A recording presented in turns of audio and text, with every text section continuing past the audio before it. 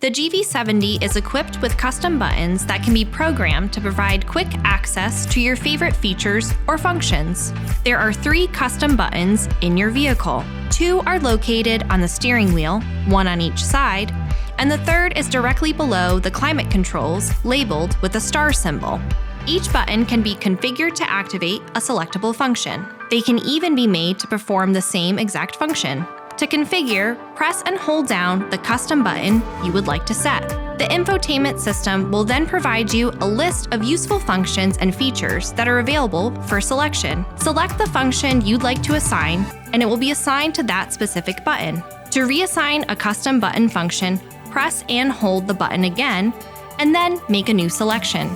For more information, be sure to explore the how-to videos on the Genesis USA YouTube channel, as well as consult owners.genesis.com and your owner's manual.